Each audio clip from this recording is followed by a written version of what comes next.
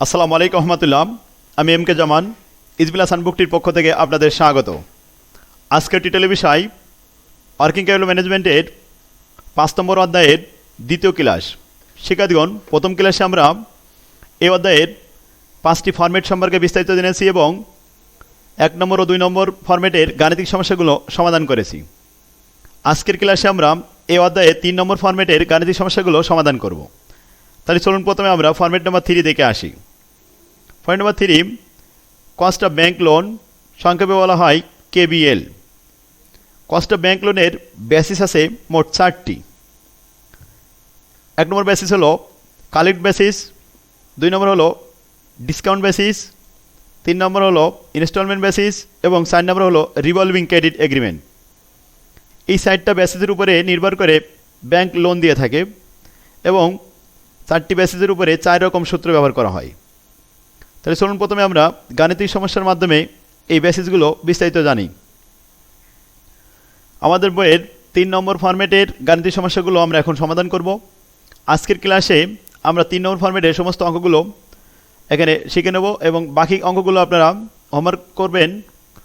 এখানে আমি 3টে অথবা 4টে অঙ্ক শিখে দেব, বাকিগুলো একই রকম অঙ্ক, এগুলো আজকে আপনাদের হোমওয়ার্ক দেওয়া থাকবে। তাহলে আমাদের বইগুলো যাদের কাছে আছে তারা বই বের করে ভিডিও দেখার সময় এই অঙ্কগুলো মিলিয়ে নেবেন। আর যাদের কাছে এখনও পর্যন্ত আমাদের বই পৌঁছায়নি তারা আমাদের সাথে যোগাযোগ করবেন মোবাইলে। তাহলে কুরিয়ারের মাধ্যমে আমরা এখান থেকে সরাসরি বই পাঠিয়ে দিলে অল্প টাকা আপনারা বই পেয়ে যাবেন। শিক্ষার্থীগণ, তো প্রথমে আমরা 1 নম্বর প্রবলেম থেকে শুরু করি। আর প্রবলেম 1 নম্বর থেকে শুরু করার আগেই এই সূত্র সম্পর্কে একটু বিস্তারিত আবার জানি যে কালেক্ট বেসিস বলতে আমরা কি বুঝি।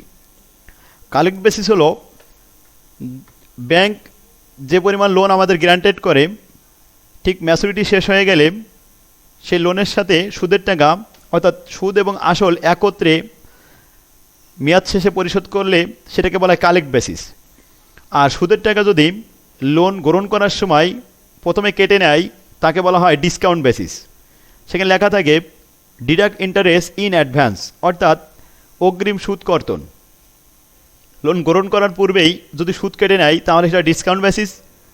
আর যদি ম্যাচুরিটি শেষে সুদ গ্রহণ করে, সুদ কেটে নেয়, সুদ হিসাব করে, তাহলে হবে কালেক্ট বেসিস। এবার আসুন ইনস্টলমেন্ট বেসিসটা কি। কিস্তি পদ্ধতি। কিস্তি পদ্ধতি হলো এমন একটা পদ্ধতি যে সুদ এবং আসল হিসাব করে সারা বছরে কয়েকটা কিস্তির মাধ্যমে টাকাটা পরিশোধ করে নেয় ব্যাংক, অর্থাৎ এককালীন না নিয়ে কিস্তির মাধ্যমে টাকা নেয়। সেই টাকার মধ্যে সুদ থাকবে এবং আসল টাকাও থাকবে। এটা হলো ইনস্টলমেন্ট সিস্টেম। যেমন মান্থলি যদি ইনস্টলমেন্ট হয় তাহলে বছরে 12টি কিস্তি হবে, যদি কোয়ার্টারলি কিস্তি হয় তাহলে বছরে 4টি কিস্তি হবে, সেমি অ্যানুয়ালি হলে বছরে 2টা কিস্তি হবে। এভাবে বলা থাকবে ইনস্টলমেন্ট বেসিসে। এবার আসুন রিভলভিং ক্রেডিট, ঘূর্ণায়মান ঋণ। ঘূর্ণায়মান ঋণ বলতে আমরা বুঝি ব্যাংক যে বেসিসে লোন গ্রান্ট করার পরে গ্রাহক ইচ্ছা করলে একই দিন একের অধিকবার টাকা গ্রহণ করতে পারে এবং টাকা জমা দিতে পারে। অর্থাৎ যতবার খুশি বছরের মধ্যে সে টাকা উত্তোলন করতে পারবে এবং সে পরিমাণ টাকা আবার জমা দিবে। বছর শেষে একটা এভারেজ হিসেব করা হয় যে কী পরিমাণ সে লোন গ্রহণ করেছে, অর্থাৎ কী পরিমাণে টাকা ব্যবহার করেছে আর কী পরিমাণ ব্যবহার হয়নি, সেটাকে বলা হয় ইউটিলাইজ লোন এবং আনইউটিলাইজ লোন। এটা এই ধরনের অঙ্কগুলো আমরা প্রবলেম সলভ করার সময় বিস্তারিত ভালোভাবে বোঝাতে পারবো। তাহলে চলুন আমরা 1 নম্বর অঙ্ক থেকে শুরু করি। আমাদের বইয়ের প্রবলেম নম্বর 1 এটা বের করুন আপনারা। দেখুন অঙ্কটি বলা হচ্ছে, আমি ব্র্যাকেট অবশ্যই কালেক্ট বেসিস লিখে দিয়েছি, কিন্তু এটা তো প্রশ্নপত্রে লেখা থাকবে না। কালেক্ট বেসিস কীভাবে বুঝতে হয় সেটা অঙ্ক পড়ে আমরা বুঝতে পারবো। দেখুন প্রথম বলা হচ্ছে Padma textile mill in 1 to borrow 7,50,000 টাকা from IFIC bank at Chittagong branch for 1 year period to meet the working capital requirement. Padma textile mill তাদের প্রয়োজন 7,50,000 টাকা ধার করতে চাই, আইএফআইসি ব্যাংকের থেকে তারা লোন নেবে 1 বছরের জন্য। The bank has given alternative, bank এখানে শর্ত দিয়েছে 2টি, অল্টারনেটিভ 1, অল্টারনেটিভ 2, বিকল্প 2টা আছে। প্রথম শর্ত হলো 14% interest with no compensating balance. Bank বলছে যদি 14% সুদ দাও তাহলে কোনো কম্পেনসেটিং ক্ষতিপূরণ বাবদ কিছুই রাখা লাগবে না। আরেকটা শর্ত হলো বিকল্প 2 যে 12% সুদ দিতে পারবে উইথ 10% কম্পেনসেটিং ব্যালেন্স, অর্থাৎ গ্রান্টেড লোনের 10% ব্যাংকে রেখে দিয়ে আসতে হবে কম্পেনসেটিং ক্ষতিপূরণ বাবদ, অর্থাৎ 90% আমরা ব্যবহার করতে পারবো আর 10% রিজার্ভ রাখতে হবে। এটা হলো কম্পেনসেটিং ব্যালেন্স বলা হয়, এখানে 12% সুদ। এখন রিকোয়ারমেন্টে বলা আছে which is the best alternative for Padma textile mill. Padma textile মিলের জন্য এই দুইটা বিকল্পের মধ্যে কোনটা সবথেকে ভালো হবে।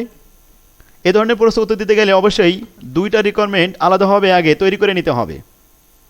যে রিকোয়ারমেন্টের ব্যয় সবথেকে কম হবে সেটা আমাদের কাছে গ্রহণযোগ্য হবে, কমেন্টের মাধ্যমে সেটা আমাদের অ্যান্সার দিতে হবে। তাহলে আসুন প্রথমে 1 নম্বর বিকল্প পেয়েছি। শিক্ষার্থীগণ, এই অঙ্কটা কালেক্ট বেসিস নাকি ডিসকাউন্ট বেসিস এটা চেনার উপায় হলো ইনফরমেশনগুলো আমরা পড়ে দেখলাম। এখানে bank deduct interest in advance এই ধরনের কোনো কথা উল্লেখ নাই, যে ব্যাংক সুদ যে অগ্রিম কেটে নেবে এই ধরনের কথা উল্লেখ নাই, সেজন্য এটা কালেক্ট বেসিস। আর যদি লেখা থাকতো যে bank deduct interest in advance সুদ কেটে নেবে অগ্রিম এই ধরনের কথা বললে অবশ্যই আমরা তখন বুঝতাম সেটা ডিসকাউন্ট বেসিসের। তো যাই হোক, আমরা কালেক্ট বেসিস এটা ক্লিয়ার হয়ে গেছি। এখন আসুন আমরা অ্যান্সারটা দিয়ে আসি। প্রথমে 1 নম্বর requirement calculation of cost of bank loan APR system. শিক্ষার্থীগণ, কস্ট অফ ব্যাংক লোন এটা দুইটা সিস্টেমে দেওয়া যায়, একটা হলো ইআইআর আর একটা হলো এপিআর। তো এপিআর সিস্টেম অনুযায়ী আমরা জানি উই নো দ্যাট যেহেতু কালেক্ট বেসিস সূত্র হলো interest by granted loan into 100। হিয়ারে আমরা গ্রান্টেড লোন লিখেছি 7,50,000 টাকা, আর ইন্টারেস্ট হলো 7,50,000 উপরে প্রথম 1 নম্বর রিকোয়ারমেন্ট যেহেতু 14% সুদ লেখা ছিল, এই 14% সুদ গুণ করলে আসে 1,05,000 টাকা। এবং ইন্টারেস্ট অ্যামাউন্ট 1,05,000 আর গ্রান্টেড লোন 7,50,000 টাকা লোন, তাহলে ভাগ করলে আসে এবং 100 দিয়ে গুণ করলে আসে 14%। এটি প্রথম অ্যান্সার আসলো। এর বিকল্প আরেকটা সূত্র আমরা ব্যবহার করতে পারি, সেটা দেখুন ইন্টারেস্ট রেটকে 1 মাইনাস কম্পেনসেটিং ব্যালেন্স এটা ক্যালকুলেশন করে 100 দ্বারা গুণ করলে আসে ইন্টারেস্ট রেট কত ছিল 14%। লিখলাম উপরে 14, নিচে 1 মাইনাস কম্পেনসেটিং ছিল না মানে 0, তাহলে 1 দ্বারা 14কে ভাগ করে 100 দ্বারা গুণ করলে 0.14 দ্বারা এখানে 100% 14%ই উত্তর আসে। তো আসুন বিকল্প যে কোনো একটা করতে পারেন, নিচেরটা অথবা উপরেটা যে কোনো একটা করলেই হবে, একই উত্তর আসবে। 2 নম্বর অল্টারনেটিভ আমরা দেখি 12% ইন্টারেস্ট 10% কম্পেনসেটিং। তাহলে সূত্রটা লেখার সময় কম্পেনসেটিং আমাদের গ্রান্টেড লোন থেকে বাদ দিতে হয়, অর্থাৎ উপরে interest amount divide by granted loan minus compensating balance into 100। আমরা হিয়ারে এটা মানগুলো বসিয়ে পাই গ্রান্টেড লোন 7,50,000, ইন্টারেস্ট 7,50,000 12% হয় 90,000 টাকা, কম্পেনসেটিং 10%, তাহলে 7,50,000 10% হয় 75,000 টাকা। মানগুলো সূত্রে আমরা পোস্টিং দিলাম, উপরে 90,000 ডিভাইডেড বাই 7,50,000 মাইনাস 75,000 ইন্টু 100, এতে আসে ফলাফল 13.33%। এটাই অ্যান্সার। এর বিকল্প আরেকটা দিয়েছিলাম যে interest rate divide by 1 minus compensating. দেখুন কম্পেনসেটিং এবার 10% ছিল, তাহলে 1 থেকে 0.10 চলে গেলে 0.9 থাকে, 0.9 দ্বারা 0.12কে ভাগ করে 100 দ্বারা গুণ করলে 13.33% আসে, একই উত্তর আসছে। তো যে কোনো একটা আপনারা ইউজ করতে পারেন। শিক্ষার্থীগণ, এখন আমরা দেখব কোন অল্টারনেটিভটা আমাদের লোন নেওয়ার ক্ষেত্রে ভালো হবে, অর্থাৎ টেক্সটাইল মিল যে লোন নিবে যেখানে সুদ কম সেটাই আমাদের জন্য ভালো। তো এটা একটা হয়েছে 14%, আর একটা হলো 13.33। তাহলে যেহেতু দ্বিতীয় বিকল্পটা অর্থাৎ 2 নম্বর অল্টারনেটিভটা ছোট রেট, অর্থাৎ এইটাই আমাদের জন্য বা টেক্সটাইল মিলের জন্য ভালো হবে। আমরা কমেন্ট করলাম alternative 2 is the best for this company because their APR is lower than alternative 1। অনেক থেকে 2 নম্বর অল্টারনেটিভ এখানে সুদের হার কম হয়েছে, সুতরাং এটাই আমাদের অ্যাকসেপ্টেবল, এটাই ভালো। তো শিক্ষার্থীগণ, আশা করি আপনারা বুঝতে পারছেন। এবার আসুন 2 নম্বর অঙ্কটা দেখে আসি। 2 নম্বর অঙ্কটা বলা আছে Anjala textile mill want to borrow 5 lakh টাকা from NCC bank Chittagong branch for 1 year period to meet the working capital requirement. The bank has given alternative. Alternative কয়টা দেওয়া হয়েছে? 2টা। দেখুন এখানে টেক্সটাইল মিল 5 লক্ষ টাকা ধার করতে চাই এনসিসি ব্যাংকের থেকে। এনসিসি ব্যাংক এটা লোন দিতে চাই, 2টা অল্টারনেটিভ দিয়েছে। বলছে যে 12% interest rate and bank deduct interest in advance. Bank সুদের টাকা প্রথমে কেটে নিয়ে তারপরে গ্রাহককে লোন দিবে। তাহলে ডিডাক্ট ইন্টারেস্ট ইন অ্যাডভান্স এ কথাটা লেখা থাকলে অবশ্যই আমরা জানি যে ডিসকাউন্ট বেসিস, গ্রান্টেড লোন থেকে ইন্টারেস্ট বাদ দিয়ে তারপরে সূত্রটা তৈরি করতে হবে। তো আসুন দ্বিতীয়টা বলছে interest 11% with 20% compensating balance and bank deduct interest in advance. দেখুন এখানে 11% সুদ নেবে, তবে সেখানে 20% কম্পেনসেটিং রাখতে হবে এবং bank deduct interest in advance, সুদ অগ্রিম কেটে নেবে। এখন প্রশ্ন আমাদের রিকোয়ারমেন্টে বলছে calculate the KBL, cost of bank loan তৈরি করতে হবে, অ্যান্ড ইফেক্টিভ ইন্টারেস্ট রেট। প্রকৃতপক্ষে সুদের হারটা দেখাতে হবে, শুধুমাত্র ইফেক্টিভ দরকার নেই, এখানে শুধুমাত্র আমাদের কস্ট অফ ব্যাংক লোন কেবিএলটাই তৈরি করি। শিক্ষার্থীগণ, 1 নম্বর অল্টারনেটিভ 12% ইন্টারেস্ট রেট এবং ডিডাক্ট ইন্টারেস্ট ইন অ্যাডভান্স আর ডিসকাউন্ট বেসিসের সূত্র আমরা জানি, উপরে interest divide by granted loan minus interest into 100। হিয়ারে আমরা লিখলাম গ্রান্টেড লোন 5 লক্ষ টাকা, ইন্টারেস্ট 5 লক্ষর পরে 12%, 60,000 টাকা। উপরে 60,000 টাকা লিখলাম, নিচে 5 লক্ষ থেকে 60,000 মাইনাস করে ইন্টু 100 দিলাম, তাতে আমাদের ফলাফল আসলো 13.64%, আর 13.64, এটা অ্যান্সার। দ্বিতীয়টা বলা হচ্ছে 11% ইন্টারেস্ট, 20% কম্পেনসেটিং এবং bank deduct interest in advance. তাহলে ডিসকাউন্ট বেসিসে কম্পেনসেটিং আছে, সূত্রটা আসবে এরকম, ইন্টারেস্ট অ্যামাউন্ট উপরে নিচেই granted loan minus interest minus compensating balance into 100। হেয়ারে আমরা মানগুলো লিখলাম, কম্পেনসেটিং ব্যালেন্স 20% 5 লক্ষর উপরে 1 লক্ষ টাকা, আর ইন্টারেস্ট 11% হয় 55,000 টাকা, এদিকে 5 লক্ষ হচ্ছে গ্রান্টেড লোন।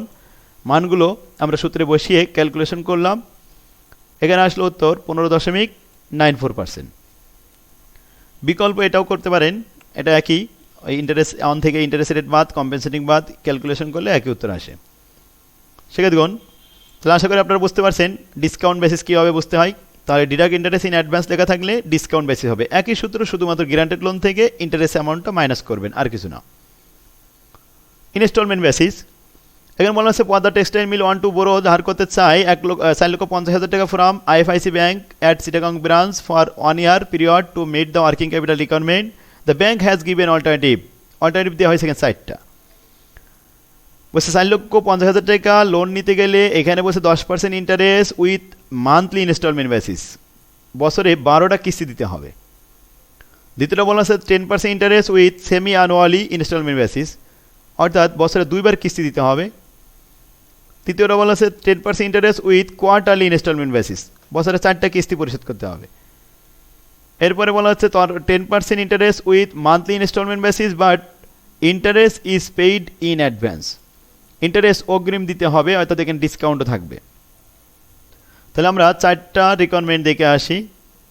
প্রথমে লিখলাম 10% ইন্টারেস্ট উইথ মান্থলি ইনস্টলমেন্ট, তাহলে মান্থলি হলে এন এর মান হবে 12, পিরিয়ড হবে 12টি। উই নো দ্যাট, আমরা জানি এপিআর অর্থাৎ KBL cost of bank loan, উপরে হলো 2PC divide by granted loan N+1, এখানে পিতে হলো নাম্বার অফ পিরিয়ড, কয়টি পিরিয়ড, মান্থলি বলে 12টি পিরিয়ড, আর সিতে কস্ট অফ ইন্টারেস্ট, নিচে হলো granted loan into N+1, N হলো নাম্বার অফ পিরিয়ড, কয়টি, মান্থলি বলেছে বলে এখানে 12টি পিরিয়ড। তো granted loan 4,50,000, cost of interest 4,50,000 উপর 10% 45,000, আর নাম্বার অফ পিরিয়ড 12টি, আর পিতে হলো পিরিয়ড কয়টি, 12টি। আমরা মানগুলো বসিয়ে ক্যালকুলেশন করলাম, ক্যালকুলেশন করে দেখলাম 18.46%, এটা অ্যান্সার। দ্বিতীয়টা বলা হচ্ছে 10% interest with semi annually instalment, তাহলে 10% ইন্টারেস্ট এখানে গ্রান্টেড লোন লেখা হলো, কস্ট অফ ইন্টারেস্ট এখানে 4,50,000 উপরে 10% 45,000 টাকা, আর নাম্বার অফ পিরিয়ড 2, আর পিতে পিরিয়ড হলো 2, এখানে 2 লেখা হলো। যেহেতু বলা হয়েছে সেমি অ্যানুয়ালি, একই সূত্র, শুধুমাত্র পির মান 2 বসাতে হবে, এন এর মান 2 বসে ক্যালকুলেশন করবেন 13.33%। 3 নম্বর বলা হচ্ছে 10% ইন্টারেস্ট উইথ কোয়ার্টারলি ইনস্টলমেন্ট, তাহলে পির মান হবে 4, P4 এবং N4 বসিয়ে ক্যালকুলেশন করলাম, এখানে 16%।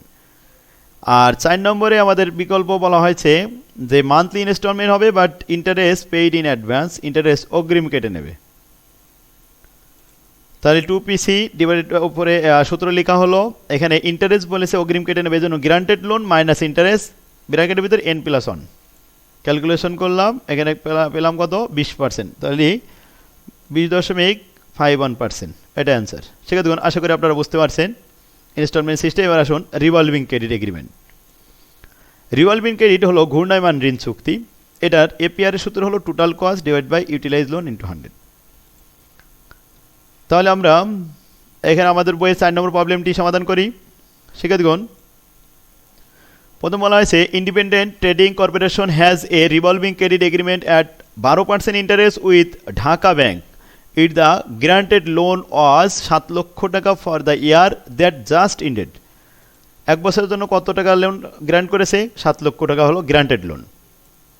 12% ইন্টারেস্ট দিতে হবে বাৎসরিক। বলছে a commitment fee of 2% is to be paid. অব্যবহৃত লোনের উপরে কমিটমেন্ট ফি দিতে হবে কত percent? 2%। Loan utilised rate is 90%, অর্থাৎ 90% আমরা সারা বছরে অ্যাভারেজে ইউজ করেছি, আর 10% অব্যবহৃত অবস্থায় ছিল, এটার উপরে 2% কমিটমেন্ট ফি দিতে হবে। You are required to calculate the annual cost of credit, effective interest rate. আরেকটা প্রশ্ন লাস্টে 3 নম্বর বলা আছে, what will be the effective interest rate if the corporation average borrowing 5,60,000। যদি এভারেজে 5,60,000 ইউজ করে থাকে তাহলে আনইউজ থাকবে 1,40,000। আর এতে আমাদের ইফেক্টিভ কত হবে সেটা দেখাতে হবে। তাহলে 3টে প্রশ্ন। সেটা দেখুন, প্রথম প্রশ্নটা আবার পড়ি, অ্যানুয়াল কস্ট অফ ক্রেডিট, অর্থাৎ এক বছরে মোট ব্যয় কত। তো ব্যয় এখানে দুইটা, একটা হলো ইন্টারেস্টের ব্যয় আর একটা হলো কমিটমেন্ট ফির ব্যয়।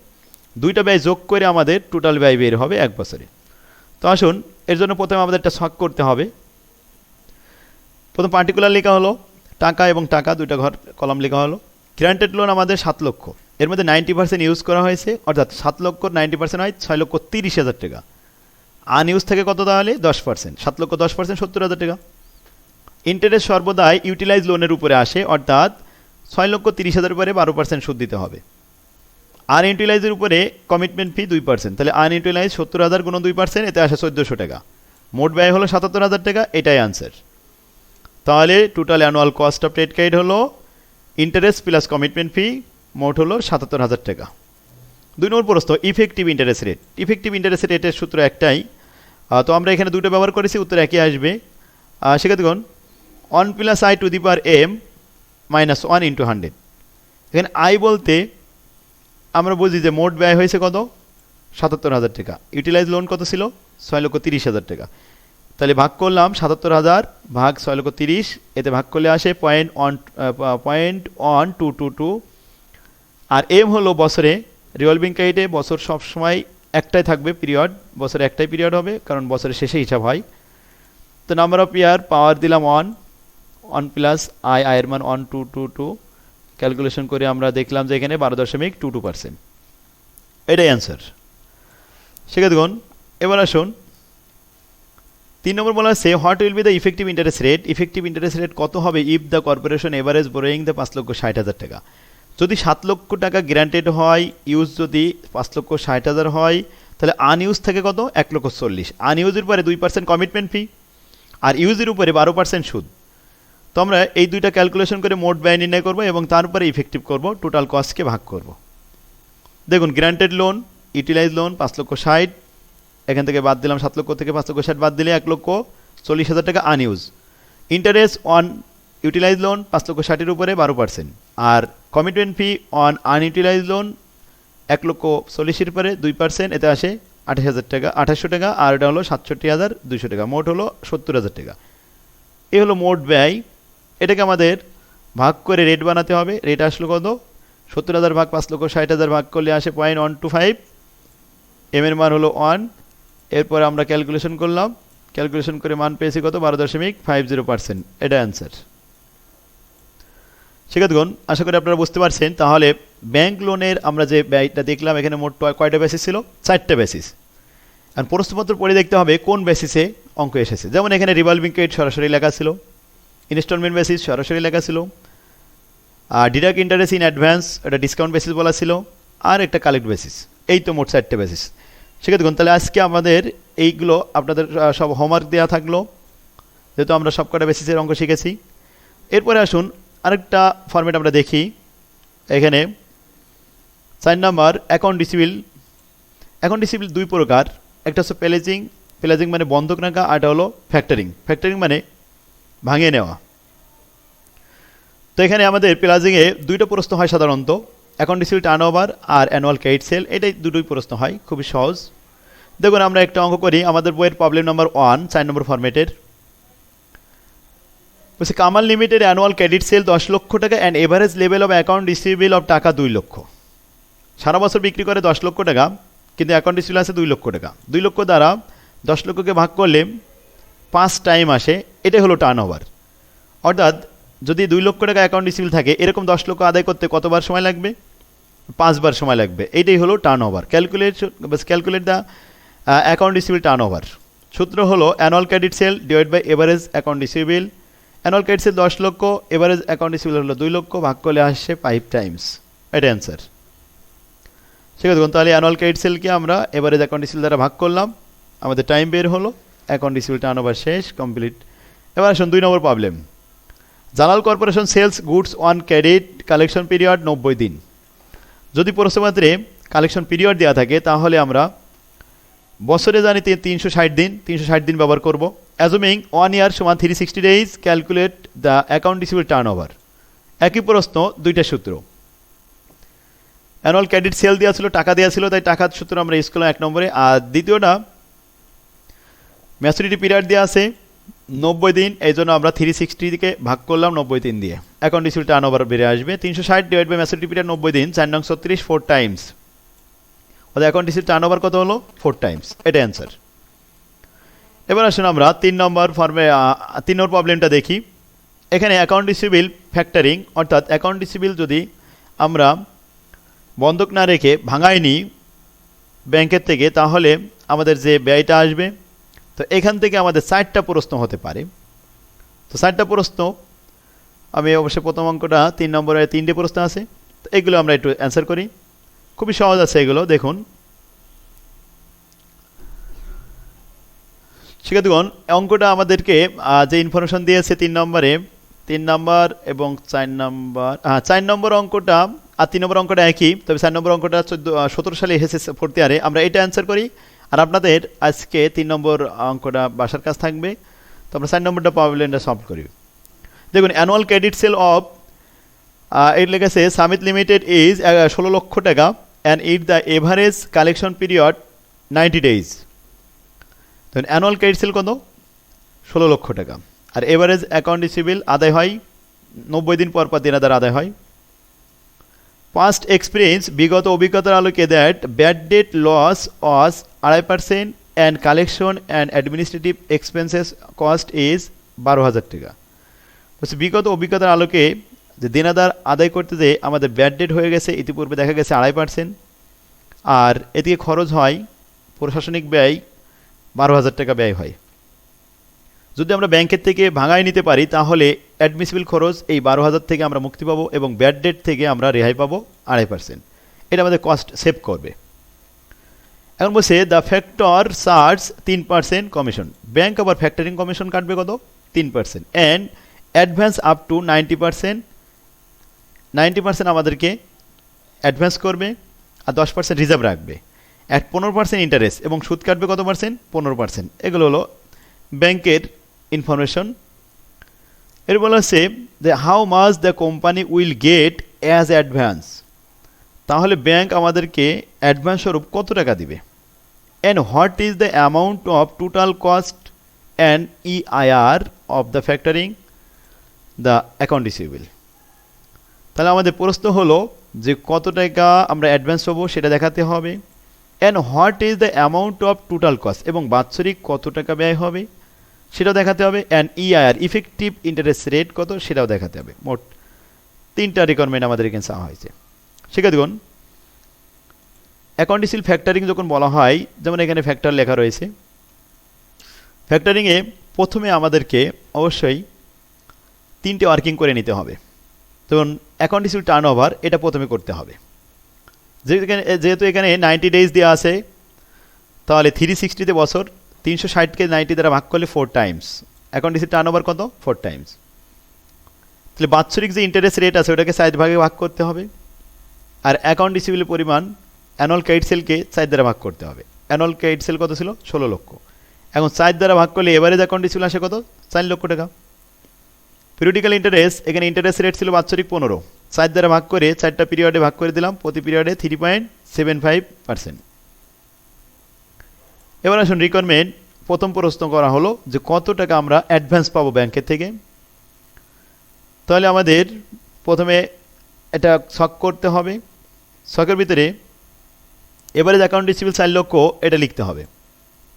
এখান থেকে আমাদের 90% অ্যাডভান্স করবে, আর 10% রিজার্ভ থাকবে। তাহলে রিজার্ভটা আমাদের বাদ দিতে হবে। 4,10% 40,000, বাদ দেওয়ার পরে 3,60,000 অবশিষ্ট থাকে। এরপরে আমাদের মাইনাস করতে হবে factoring cost. Bank factoring charge কাটবে কত? 3%। 3% 4 লাখের উপরে 12,000 টাকা কেটে নিল, থাকলো 3,48,000 টাকা। এরপর আসুন ইন্টারেস্ট কেটে নেবে। পিরিয়ডিক্যাল ইন্টারেস্ট 3.75%, 3,48,000 টাকার উপরে, অর্থাৎ কমিশন বাদ দেওয়ার পরবর্তী টাকার উপরে 3,48,000 উপরে কাটতে হবে, 4 লক্ষের উপরে নয়। পিরিয়ডিক্যাল ইন্টারেস্ট 13,050 টাকা বাদ দেওয়ার পরে থাকলো 3,34,950 টাকা। এটাই হলো নিট পিরিয়ডিক্যাল অ্যাডভান্স রিসিভ। প্রতি পিরিয়ডে আমরা অ্যাডভান্স পাবো 3,34,950 টাকা। এটা ছিল 1 নম্বর রিকোয়ারমেন্টের অ্যান্সার। 2 নম্বরে, what is the amount of total cost? Total cost কত টাকা? ঠিক আছে, এখানে আমাদের খরচ হয়েছে ফ্যাক্টরিং কমিশন আর পিরিয়ডিক্যাল ইন্টারেস্ট, এই দুইটা হলো কস্ট। আর কস্ট সেভ হয়েছে ব্যাড ডেট এবং অ্যাডমিন। তো আসুন আমরা একটা ছক তৈরি করি, সেখানে আমরা অ্যান্সারটা দিই। প্রথম পিরিয়ডিক্যাল ইন্টারেস্ট 13,050 টাকা, আর পিরিয়ডিক্যাল কমিশন 12,000 টাকা। 12 আর 13 যোগ করে হলো 25,050 টাকা। ঠিক আছে, 25,050 টাকা। এখান থেকে আমাদের কস্ট সেভ হয়েছিল লেস ব্যাড ডেট এক্সপেন্সের সেভিং 4 লক্ষের উপরে 2.5%। 2.5% পেয়েছি কোথায়? প্রশ্নপত্রে বলা ছিল ব্যাড ডেট সেভ হবে কত পার্সেন্ট?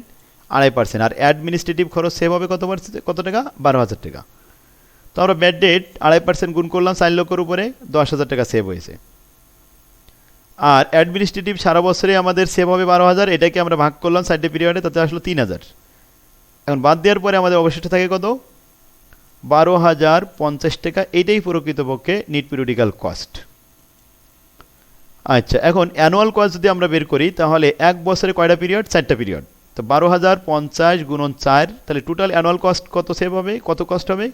48,200 টাকা বাৎসরিক খরচ। এটাই অ্যান্সার। 3 নম্বর প্রশ্ন বলা হয়েছে ইআইআর, ইফেক্টিভ ইন্টারেস্ট রেট দেখাতে হবে অ্যাকাউন্ট রিসিভেবল ফ্যাক্টরিংয়ের উপরে। তো আসুন আমরা ইফেক্টিভ দেখানোর জন্য দেখলাম যে পিরিয়ড কয়টা। ইফেক্টিভের সূত্র প্রথমে আমরা লিখব। ব্র্যাকেট, সেকেন্ড ব্র্যাকেটের ভিতরে first bracket 1 + i to the power m minus 1 into 100। তো এখানে n এর মান কত? 4টা পিরিয়ড, তাহলে 4 দিলাম। আর আয়ের মান আমরা হেয়ারে লিখে নিলাম যে 12,050 টাকা পিরিয়ড, প্রতি পিরিয়ডে খরচ হয়। এক পিরিয়ডে কত টাকা রিসিভ হয়? 3,34,950 টাকা। এই টাকা আদায় করতে ব্যয় হয় 12,050 টাকা। তাহলে প্রতি পিরিয়ডে ব্যয় হলো 0.0598, 05.3, ঠিক আছে, এটা ছিল 03598, এর উপরে পাওয়ার হচ্ছে 4। ক্যালকুলেশন করে আমরা একসাথে গুণ করেছি 15.19% অ্যান্সার। এটাই ছিল ফ্যাক্টরিংয়ের অঙ্ক। সেক্ষেত্রে সেমভাবে আপনি এটা 3 নম্বর অঙ্কটাও সমাধান করবেন। আজকে হোমওয়ার্ক থাকলো আপনাদের এটা।